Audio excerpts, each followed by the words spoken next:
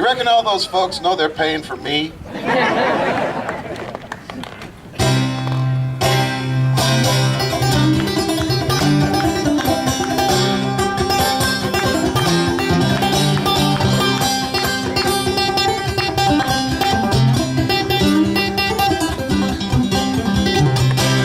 I'm a lonesome traveler, great historical bum. Highly educated, from history I have come. I built the Rock of Ages, that was in the year of one. That's about the biggest thing that man has ever done.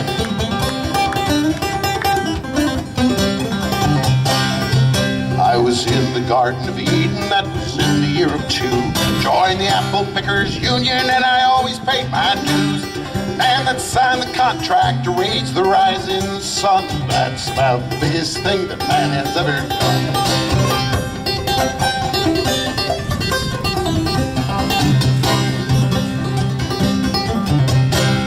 Hello, Grist Mill. It's an honor to be here, kick off your season. It's nice to be back in this beautiful place, and I appreciate the sun going down at exactly the right time. I've got connections. I'm the man that signed the contract to raise the rising sun. So those of you who have never spent an evening with me, or an hour, more accurately, you need to know a few things. First of all, I'm a folk singer. Number two, this is a folk song. Number three, and most importantly, y'all are the folk. And so what that means is every now and again we must rise to dispatch our common duty and sing a song that belongs to us all together. So I have chosen this conveniently repetitive song, the last line of which every verse goes, that's about the biggest thing that man has ever done. Try it. That's about the biggest thing that man has ever done. I was straw boss on the pyramids, the Tower of Babel too. I opened up the ocean, let the migrant children through. Fought a million battles and I never lost one. That's about the biggest thing that man has ever done.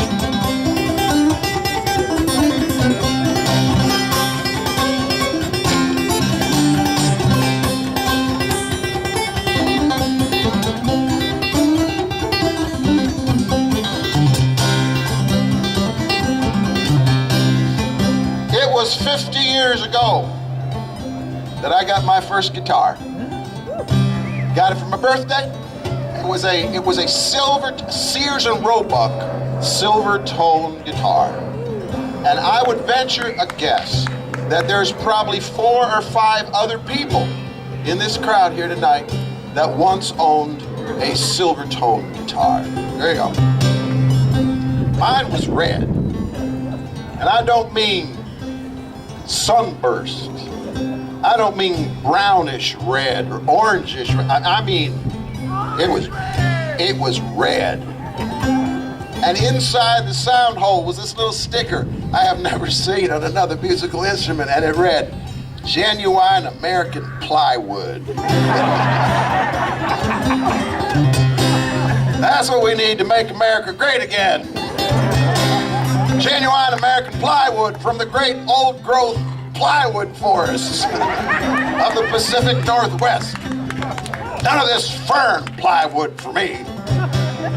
And all up and down the neck, it was very indelicately inlaid with big white blocks of swirly crap.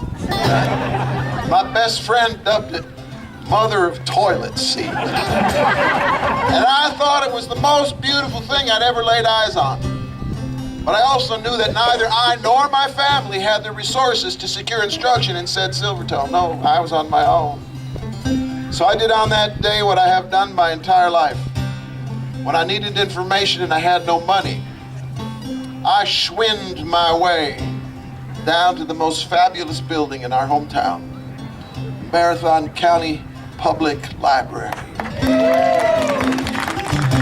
And I approached the card catalog. I gotta tell y'all, last night up in Baltimore, tomorrow night down at the Garth Newell Music Center, and Sunday night at the Court Square Theater in Harrisonburg. I'm gonna be inside. There are gonna be lights in my eyes. I won't be able to see but the first 2 rows. But here tonight, I can see all. And I gotta tell you, it is really nice to play for an audience for whom I do not have to explain what a card catalog is. Thank you, thank you. But you know, the card catalog is not the thing from the modern library I miss the most. The thing from the modern library I miss the most was that little envelope that was glued to the inside of the back cover of all the, you know what I'm talking about? Had the little index card with all the names. It was like a literary travelogue of where this book had lived for a fortnight at a time. So I had the catalog. Now those of you who knew card catalog, there are some young people here, thank God. I just pray y'all outlive me. The card catalog, you know, was kind of like our analog Google. You could find anything in the library using one of 3 search methods, and they are author, title, subject. Thank you very much. So because I was looking for guitar instruction, I went to the G's, and there was one card. And that card said, see folk music. So I went to the F, same drawer, and there was one card, which I thought kind of begged the question about why they referred you. But Mr. Dewey and his decimal system led me to a far corner of the library to a tattered black and white paperback book entitled Woody Guthrie Folk Songs. Now, when I was 14 years old, I had no idea in the world who Woody Guthrie was. I mean, I'd sung all his songs in school. I mean, every American kid grows up singing Woody Guthrie songs in school. But in school, they never tell you who wrote the songs that you are singing. And because I assumed that this book was arranged in ascending order of difficulty, I started in the front. And I faithfully played the songs one at a time, and it was not until I had sung my way 3/4 of the way through this book that I discovered that this was the guy who wrote This Land Is Your Land. But this song, tucked securely among the bees, in the front of that book was one of the very first songs I ever learned to play on that little plywood guitar. I was in the revolution when we set this country free. Me and a couple of Indians, we dumped the Boston Tea, won the Battle of Valley Forge and the Battle of Bull Run. That's about the biggest thing that man has ever done.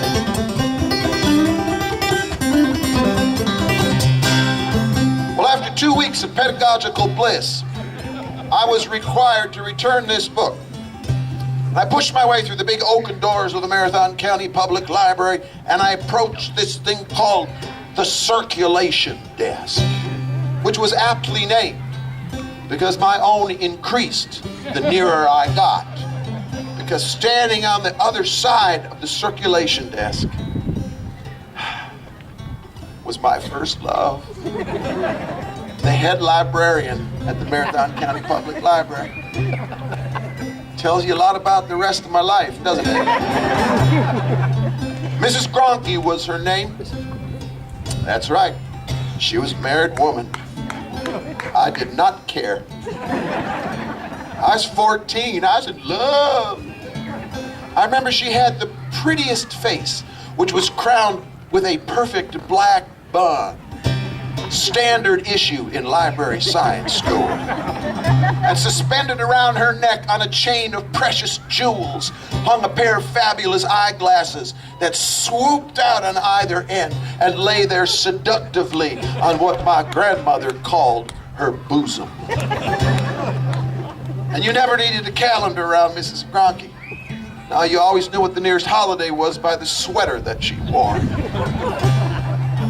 And her wardrobe was perfectly complemented by what I have often referred to as librarian shoes. You see them frequently in the streets of Berkeley and Madison. That perfect amalgam of high heels, and hiking boots. And I pushed that copy of Woody Guthrie folk songs across the top of the worn top of the circulation desk, and I looked up at her, and she looked down at me, and she said, "May I help you?" And I said, "Mrs. Grocky," because I was 14, and I was at that attractive yodeling stage of adolescence. Mrs. Grocky, I would like to renew this book. She said, "Wonderful, come back tomorrow." I said, "Tomorrow?" She said, "Yes, it takes us 24 hours to process this through our system." I said, "What system are you talking about?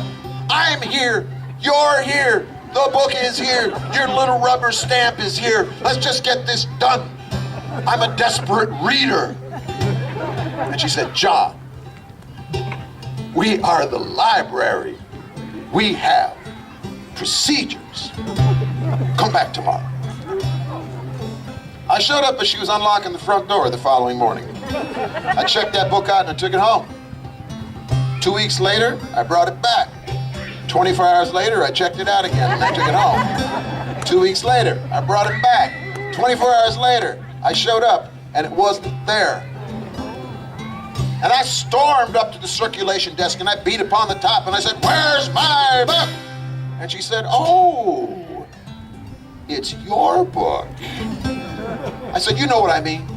She said, "Well, isn't it back in its place in the stacks?" I said, "No." She said, "Now, John, not everyone knows the decimal system as well as you. Perhaps they put it back in an incorrect spot." I said, "I have checked every shelf in the library. It's not here." She said, "Give me a moment." She reached under the desk and she pulled out the system. It was a shoebox. And she fingered her way through the cards until she found the one that she was looking for. She said, "Oh, it appears someone else has checked it out." And I said, "Who?" And she said, "Oh, John, it will be years before we're forced to give out that kind of information. But if you come back in 2 weeks and 1 day, the book will be waiting for you in reserve." I said, "What does that mean?" She said, "I will personally put this book here behind the desk, and no one but you will be allowed to check it out." I said, "You would do that for me?" She said, "Of course I will." And all the way home, all I could think was, she does love me. 15 days later, I was waiting for her as she showed up to unlock the front door. And 5 minutes later, as I walked out that door with that book tucked under my arm, I made a vow this would never happen again. I'm living with my freedom wife in this big land we built. Takes all of the 50 states for me to spread my quilt. Our kids are in the millions now, they run from sun to sun. That's now the biggest thing that man has ever done.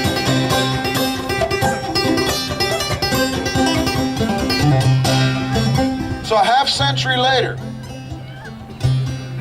here we are at the Grist Mill Park. It's amazing. And it's all started because of that little book. I loved that book. I still love that book. I still have that book. It's not cool, kids. It's not cool. But I was desperate. And it may assuage you to know that today the Marathon County Public Library has 2 copies of Woody Guthrie folk songs, thanks to, as the book plates state, the generosity of an anonymous donor. Now, for the longest time, that would be the end of this endless tale. But a few years back, when one of my recent books came out, my publisher sent me off on a book tour, and one of the places I was scheduled to stop was in my hometown at the behest of Yankees Bookstore, the oldest continually operating bookstore in the state. Now, I guess I'm sure it was because it was a hometown boy. Lots of people showed up, and I was signing books and doing a reading for hours. And I don't care who you are. After that amount of time, you are not on top of your game like you ought to be. And it was about that time an anxious grandparent pushed 2 young boys forward and said, "Would you please sign one for Philip and one for Daniel?" So I'm signing the books, I'm talking to the two boys, when the younger of the two looks up at the grandparent and says, "Grandma, he doesn't look anything like you said he would." And I looked up, and the first thing I saw were the snowmen appliques on the sweater. And above that was a pair of drugstore reading glasses hanging from a chain of cheap chipped rhinestones. And atop that still pretty face sat a perfect white bun. And I said, "Mrs. Gronke." She said, "Oh, John, you can call me Elizabeth." And I said, "No, I can't." "Are these your grandkids?" And she said, "Yes, they are the joy of my life." And I saw a smile I never saw at the circulation desk. I turned to the elder of the two boys and I said, "Are you Philip or are you Daniel?" He said, "I'm Philip, sir." I said, "Philip, how old are you?" He said, "I'm nearly 13, sir." I said, "Philip, you may find this difficult to believe, but when I was not a whole lot older than you, I had the biggest crush on your grandmother." And he looked at me in horror. And then up at his grandmother, who just shrugged and said, "See? Well, I better quit my talking because I've told you all I know. Please remember, partner, wherever you may go, the people are building a peaceful world, and when the victory's won, that'll be the biggest thing that man has ever. Yes, the people are building a peaceful world, and when the victory's won, that'll be the biggest thing that man has ever."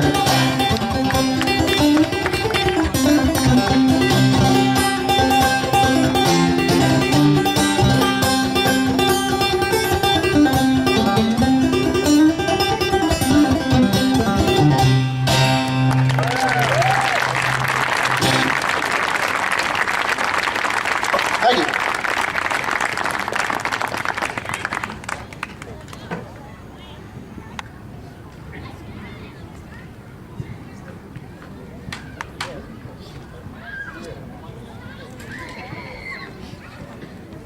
I want to play a couple I have some requests. I'll do my best to get them. We don't have a whole lot of time.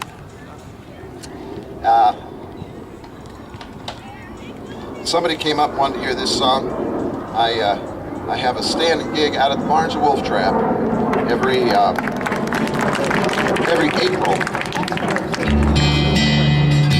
I have played at the Barnes and Wolf Trap more than any other venue in the world, at least once every year since 1981 when it opened.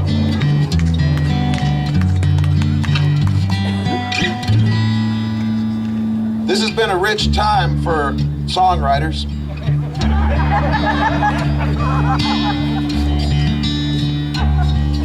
And this is a song I wrote about a year ago when North Carolina legislature passed HB 2, more commonly known as the Bathroom Bill, a piece of legislation whose enforcement mechanism just boggles the mind. I'm sure all the cops in North Carolina went, "Thanks a lot." But it kind of grew legs. I remember back, I was 8 or 9, at my grandma's house in the summertime. Every night at 6, I'd hear her sweet, slow drawl. "Y'all come in. Y'all means all. I might not like you, you might not like me. Sometimes that's just the way things are gonna be. Still I'll catch you if you should fall, 'cause where I come from, y'all means all. Blood is blood and bone is bone. Kin is kin, and home is home. And there ain't no difference I can recall makes a difference. Your means all. It's a southern thing. It's simple etiquette. You treat folks kindly, sometimes folks forget. They can act plumb mean, Neanderthal, like my grandma said. Y'all means all. Blood is blood, and bone is bone. Kin is kin, and home is home. No, there ain't no difference I can recall. It makes a difference. Your means all. Heard it said round these parts, we've got our troubles, but we've got hearts. And at this table, there is a chair where you're always welcome. Set yourself down there. No, we are not perfect, but we know it's true. We are all God's children. We are just me and you. One day soon, we'll hear the call. Y'all come in. Y'all means all. Blood is blood, and bone is bone. Kin is kin, and home is home. No, there ain't no difference I can recall that makes a difference. Your means all. In your Birkenstocks or your overalls, bless your hearts. Your means all.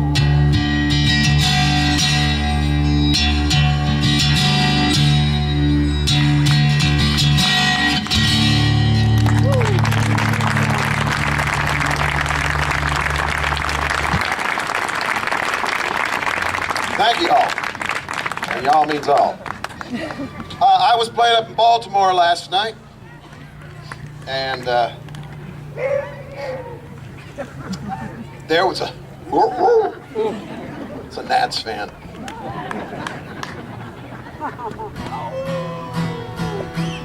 And my kids all, I used to live down in Charlottesville, and my kids grew up down there. And this is pre-Nationals days, and I want to, and being a lifetime pathologically bordering on pathetic baseball fan, I wanted my kids to grow up looking at a box score every morning in the sports section, and I wanted them to be literate and to know how to read a box score. My poor children, they keep score at baseball games. That's how nerdy they grew up. Oh, there's going to be some analysis later on. It's going to cost them a fortune.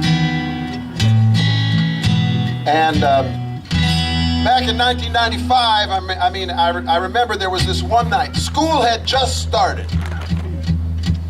School had just started, and I told my children, okay, tomorrow you don't have to go to school. And they said, why? I said, because you're going to be up too late watching television tonight. And they took it as a sign of the apocalypse. Because that was the night that Cal Ripken Jr. was going to break Lou Gehrig's unbreakable perfect attendance award. And I'm sure many of you all saw that game. It was a remarkable game, and when the game became official halfway through the fifth inning, and the number rolled down the warehouse back over the outfield wall, and they had to stop the game for like an hour. And my favorite part was this embarrassed little speech, because you never heard Cal Ripken talk much. he had to give this speech, and that was my favorite part. And I was telling my best buddy, Cy Khan, the next morning, how much I loved what he said. And he said, well, golly, what you have just described to me is a John McCutcheon song. And who better to write it?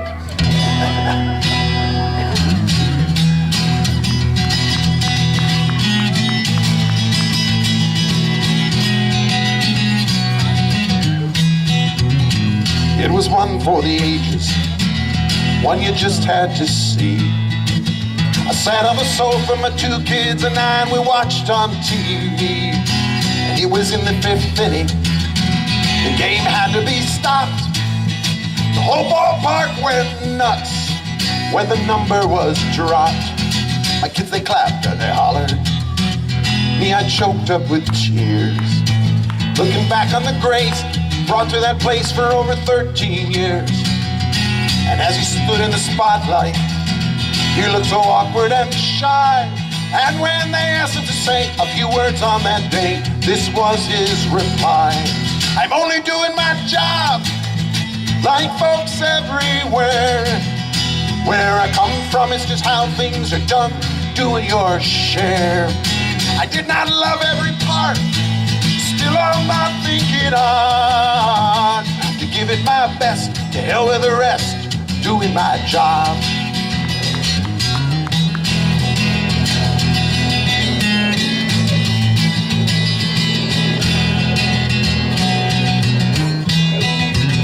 She gets up every morning, she gets the kids out the door. Then it's carpooling, shop, vacuuming and mopping till they're back home at 4. Then it's supper and homework until they're all tucked away. Then it's a kiss and goodnight. Just turn out the light for the 4,000th day. She's only doing her job, like folks everywhere. Where she comes from is just how things are done, doing your share. She does not love every part, still she'll not be on to give it her best, to hell with the rest, doing her job.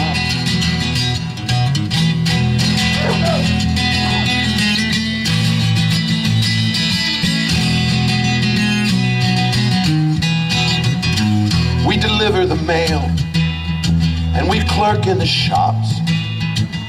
We teach in the schools, we put out the fires, we clerk in the shops. And we enter the data, we build the bridges and roads. We show up every day, we work for our pay, we carry the loads. We're only doing our jobs, we are folks everywhere. Where we come from is just how things are done, doing our share. We do not love every part, still we're not thinking hard to give it our best, to hell with the rest, doing our job.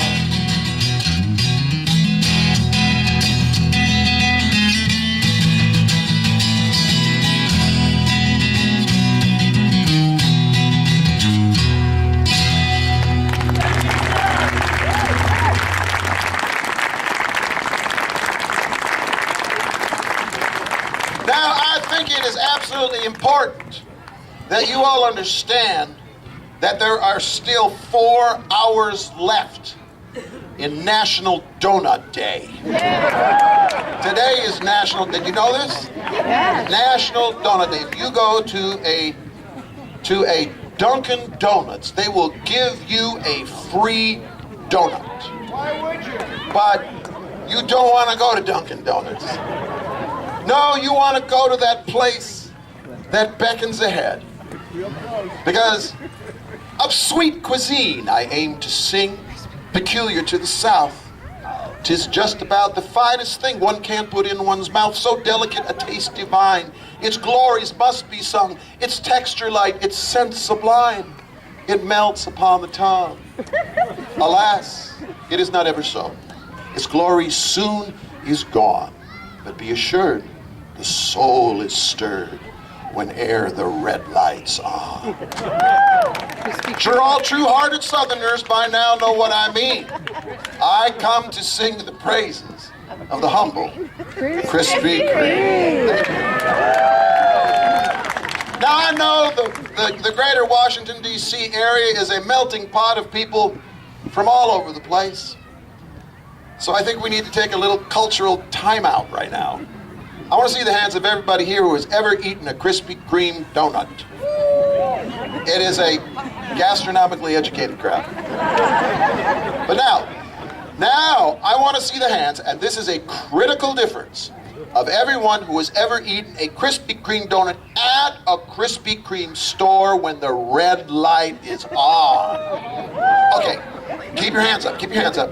If you do not have your hand up, identify someone who does and talk to them when I am done, because they will assure you, will you not, it is a completely different experience.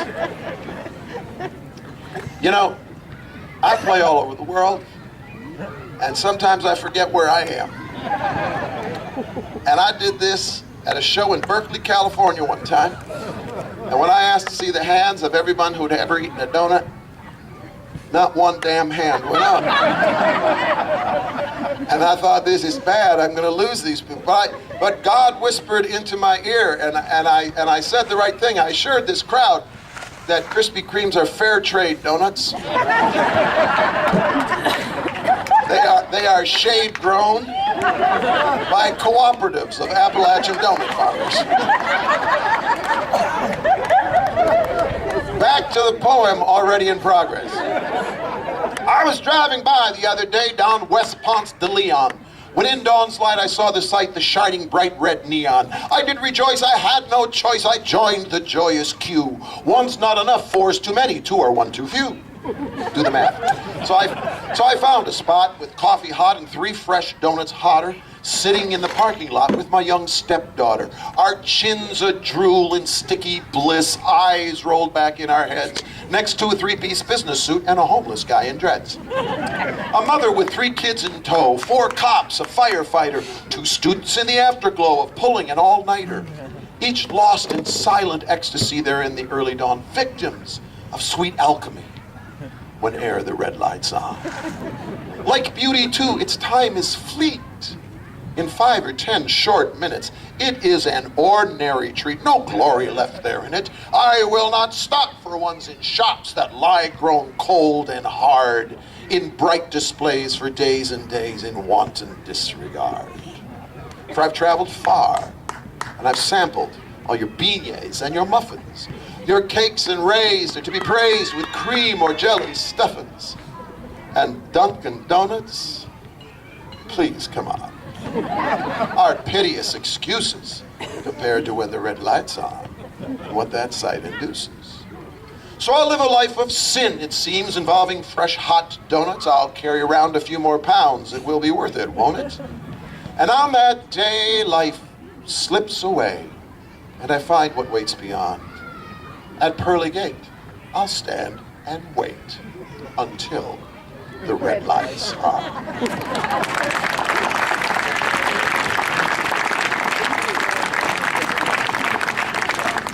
Okay, I want to sing y'all a brand new song. I just finished this during the intermission of my concert last night. And I've always had this sense that,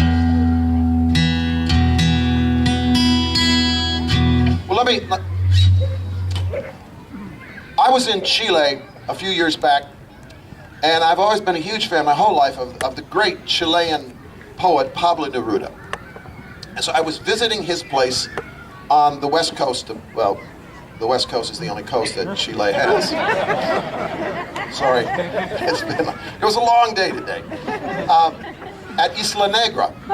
And as the head of the Neruda Foundation was giving me a tour of this place, it was a fantastic place. He had all these collections of ship figureheads and stirrups and amazing stuff. And we were walking through this courtyard to his writing area, and there's a boat, a small fishing boat, sitting in a dried up fountain. And as we were going past it, she just motions to this boat and says, "Oh, Pablo built that boat. Built that boat." And I stopped and I said, "Really?" Because he was famously terrified of the sea. "Oh, yes, of course he was. He never put this in the sea. And I said, well, then it's not a boat. She said, what do you mean it's not a boat? It's got a mast and a keel and a deck and a hull. Of course it's a boat. I said, no, it's sculpture. Until you put it in the water and it behaves as a boat, it ain't a boat. So until I sing this song for you, it's not a song. So you have the dubious distinction of having to listen to this thing. Me and Jesus would have been buddies if we'd met back in school. I mean, look who he partied with. They were nothing but uncool. They were tax collectors, fishermen. It was clearly plain to see he gravitated to folks who seemed a lot like me. And Jesus would have been my wingman if we'd grown up the same time. Who wouldn't want a pal who could turn water into wine? And the money changers at the temple, they'll swear that it's a fact. He could be a badass if the need arose to act. Jesus, he liked losers. He hung with bums and whores.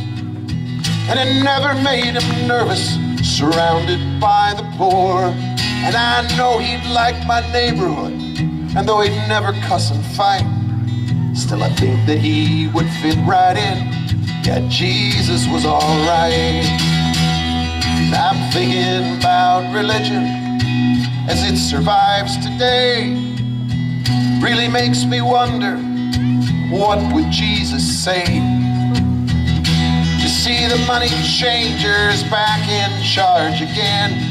Sometimes it seems like he's gone AWOL. Still I spot him now and then. I think I saw him at the shelter, in the kitchen serving soup. He was chanting at a peace march. He was singing for the troops, volunteering at the prison, making out it's no big deal. He's praying with his feet, making God's love real. And after all of this, I know we'd go out for a beer. And if I had bitch about my troubles, he would always lend an ear. And then we'd raise at the last all the sorry losers we have known, count our many blessings, make our way back home. Yeah, me and Jesus would have been buddies if we had met in school.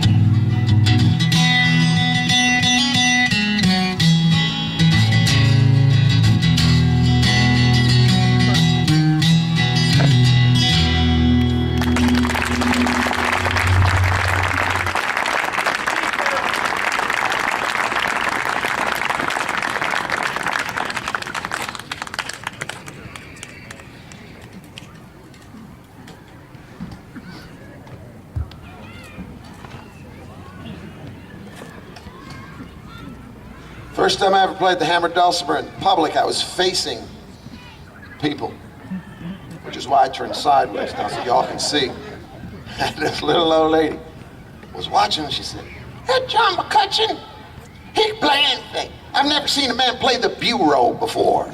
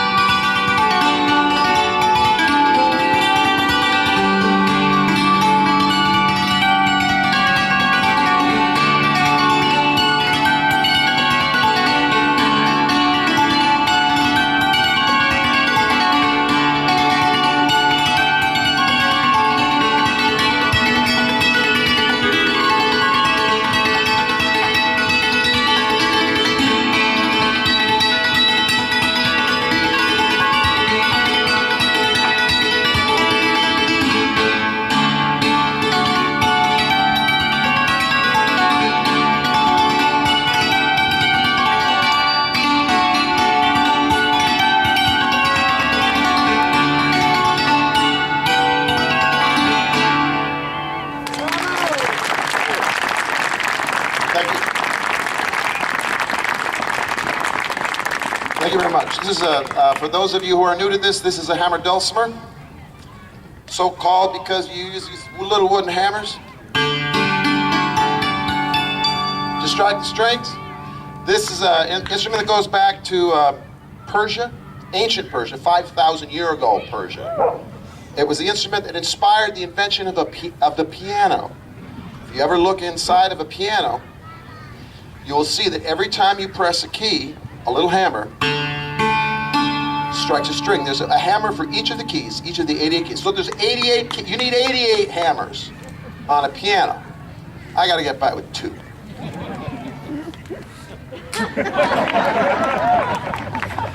It was one of the very first instruments that ever came into this country from Europe.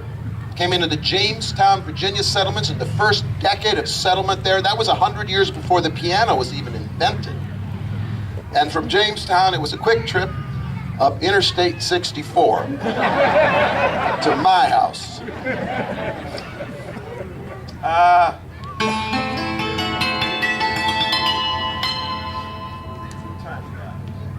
I'm going to play something really different, something I've never played in any of these summer park concerts. But you look like a sophisticated crowd. One of the cool things about playing a kind of weird instrument like this is I get pulled into all kinds of really interesting collaborations. And so for the last 25 years, I've been playing a lot with symphonies. And I want to play you a piece I wrote as a symphonic work. I wrote it after going on a whale watch, and it's called Leviathan.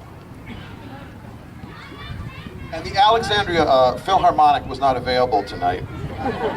They're on tour to Reston. So this is the solo version of that, called Leviathan.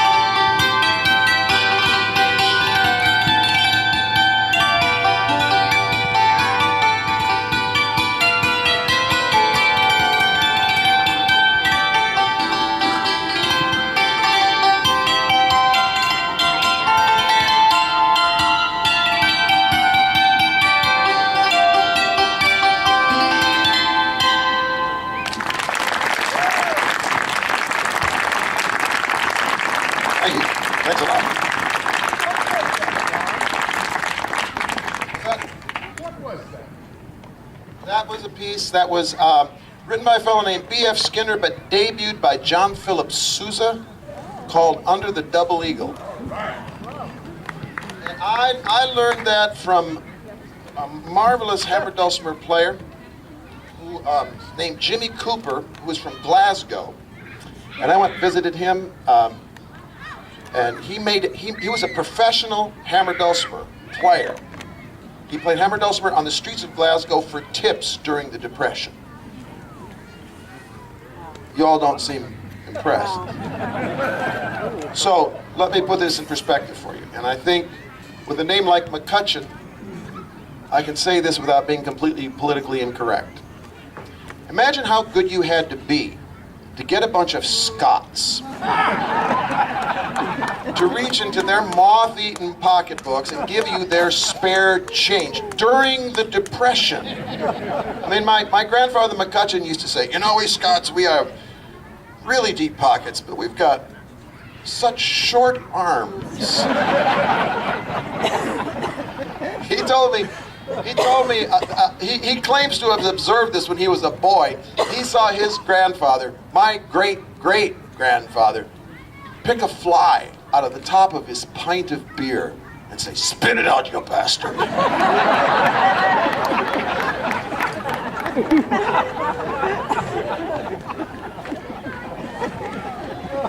He also said, he was in a pub one night and he saw this guy come in and say to the bartender, "Jimmy, give me 5 shots of the best 25-year-old Macallan you've got." And he put 5 shots down in front of him. Now, 25 Macallan that's a dear whiskey.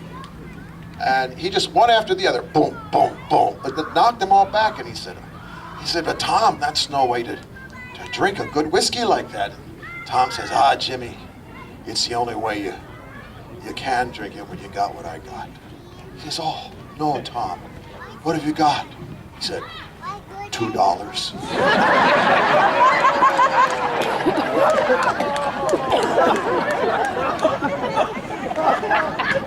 So enough ethnic humor tonight, huh? So I want to take you back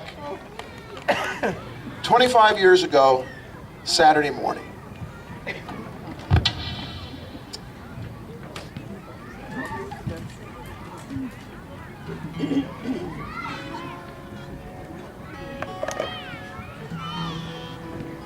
This is going to be an experiment. I usually play this song on piano. I've never tried it on guitar.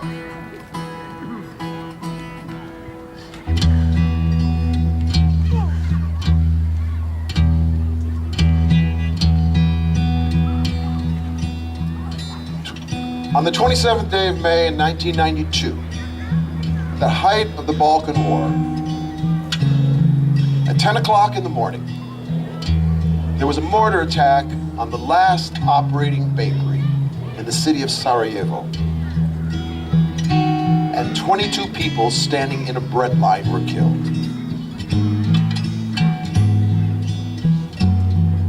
The following morning, precisely at 10 o'clock, 25 years ago this last Sunday morning, a door opened across the square from the bakery, and out stepped the principal cellist of the Sarajevo Opera Orchestra, a fellow by the name of Vedran Smilovic. And he was dressed for a concert. He had a tuxedo on,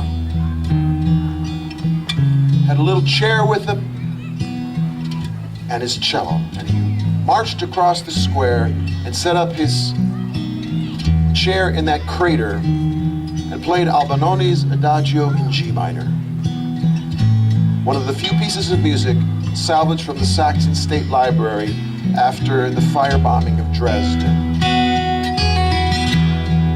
And after he played that single piece of music, he left, only to show up the following morning, 25 years ago, Monday, precisely at 10 o'clock, and play the same piece of music, and leave. And the next day was the same, and the day after that, for 22 days. he played in front of that bakery. One day for each of those people lost. One day for each of those families without a loved one and without bread.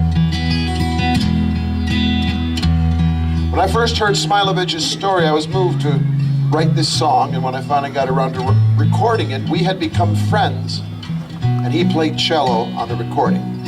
I was visiting him at his house a number of years ago, and he told me the story of a soldier who came up to him and said, "Why are you playing where we are bombing?" And he said, I was so astonished, all I could think of was to respond, "Why are you bombing where I am playing?" And to me, my friend's 22-day musical vigil that happened 25 years ago this week is the personification of that quote by Leonard Bernstein that hangs above my desk. "This will be our reply to violence, to play music more devotedly, more passionately, and more beautifully than ever before." He was there one Sunday morning at the corner of the square, in a freshly pressed tuxedo, in a simple folding chair. Just after curfew lifted, when everything was still, he played his cello, the morning chill. In the streets of Sarajevo, a place of flame and death, this music so surprising, whole world held his breath.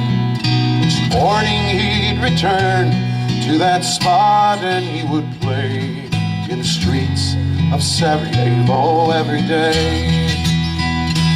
Every day made me wonder, where did he ever find the music amidst the madness and the courage to be kind? The half-forgotten beauty we thought they'd blown away in the streets of Sarajevo every day.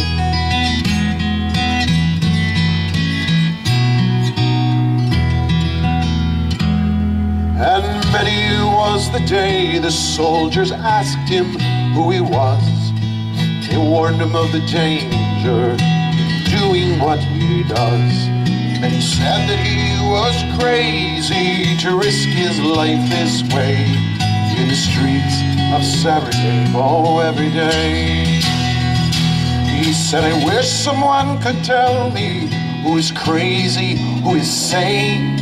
Those who stand in protest, and those who drop these bombs like rain. Those who fill our lives with death in this place where children play in the streets of Sarajevo every day.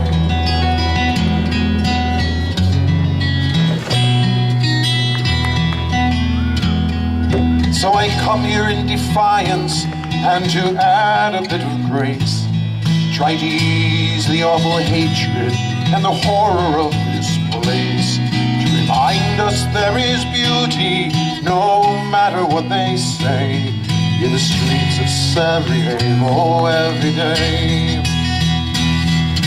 Every day I see them, those who will not stand aside, who refuse to be defeated, who rage against the tide. They are a glimmer in the darkness, the rolling of the stone, message in a bottle from the distant shores home. Every day made me wonder, where did he ever find music amidst the madness and the courage to be kind? Half-forgotten beauty thought they'd blown away in the streets of Sarajevo, in Aleppo and Riyadh, in the streets of New York City, Manchester and Baghdad, in the streets of every city, every day.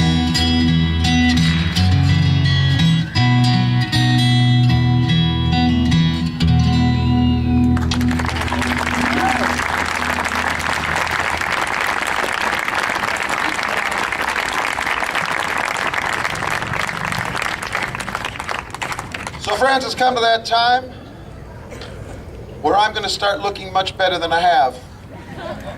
because it's going to get dark and there are no lights. Have a face made for radio. But thank you all for coming out. Thanks to the Fairfax County Parks for doing this amazing thing all over the county for y'all.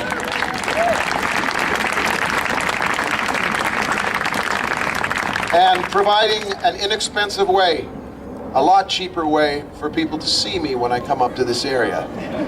When I'm not at the Birchmere or the Barnes of Wolf Trap or the Institute of Musical Traditions or the Kennedy Center or wherever.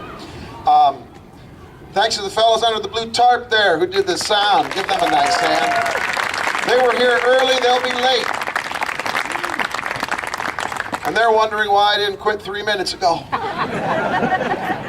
It's because I know they're getting overtime. Anyway, I will be around over to your left, my right. The John McCutcheon Audio, Literary, and Video Boutique is set up for a rare visit here to Fairfax County. I do have a couple of brand new things. A DVD of a one-man play about the last night of Joe Hill's life. 2015 was the 100th anniversary of the death of Joe Hill. And the Utah Humanities Council in Salt Lake City, where Joe Hill was executed, heard I was doing this play and invited me to come out as a kind of ironic synchronicity. And we hired a video crew. So there's a DVD of that. I have a brand new CD out, I think is the best thing I've ever done, called Trolling for Dreams. And I also have a brand new book, which just came out last month, based on the story of Vedran Smilovic, the cellist of Sarajevo. A children's picture book. I figured children ought to grow up knowing that story. And I want to finish off with a song I've been singing almost every concert this whole year. It's a song that we all need to be reminded of. An idea we all need to be reminded of. This song was written on February 23rd, 1940. That's how nerdy I am. I know stuff like that. It was written in a little Fleabag hotel on the Lower East Side of New York City. It was one of 6 songs the writer wrote that night. It was a song that he hardly ever sang, didn't even bother to record it for 9 years. Hardly ever sang it. And it kind of disappeared until it was rediscovered by the most subversive group of people in this country. And I'm speaking, of course, of elementary school teachers who taught this song to you. And I just got invited last night by the Baltimore Orioles to come sing the national anthem and sing this song at the 7th inning stretch on a Friday night this summer. As I was walking that ribbon of highway, I saw above me an endless skyway. I saw below me a golden valley. This land was me. You and me. This land is your land. This land is my land. From California to New York Island, from the Redwood Forest to the Gulf Stream waters. This land was made, you and me. The sun came shining. Sun came shining as I was strolling, wheat fields waving, and the dust clouds rolling. As the fog was lifting, my voice was chanting. What is it?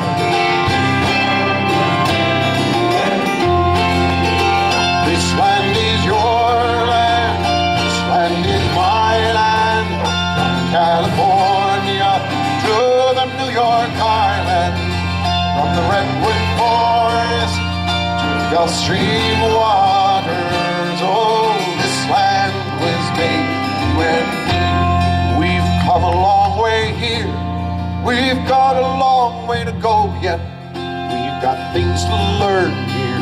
We've got seeds to sow yet. So many brothers and sisters, it seems we still don't know yet. that this land was made when. Come on now, America, this land is yours.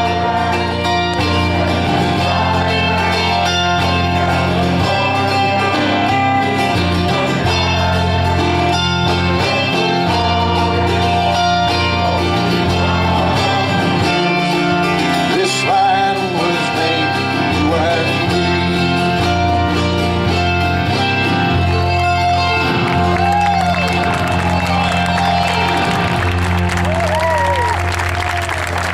Thank you so much. Thanks.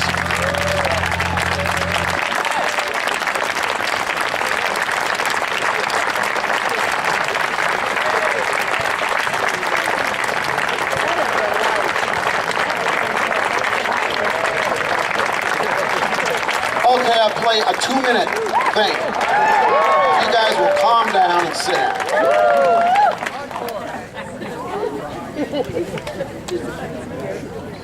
I brought this fiddle out, I tuned it up, I rosined the bow.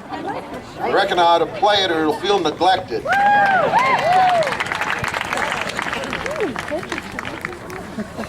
I'm going to finish off with just a couple minutes of a... I learned to play... I lived here in the Commonwealth of Virginia for most of my life. I live in the state of Georgia now.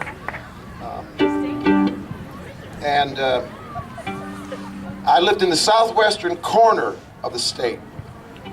And people say, oh, like Roanoke? And I said, no, I was 3 hours southwest of Roanoke. And they said, that's Kentucky. And I used to explain it that this is the part that's continued to the upper left-hand corner of the road maps. But then I realized nobody knows what a road map is anymore. But that's why I learned to play the fiddle, and here's some fiddle tunes from that part of the world.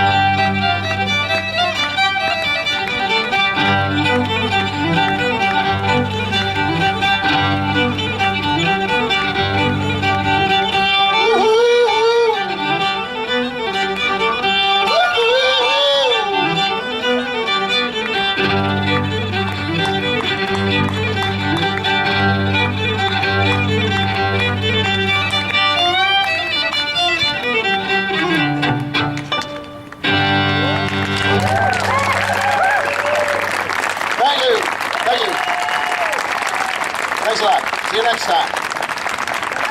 I have a mailing list over here. Sign up. You'll find out when next time I'm going to be in the area here.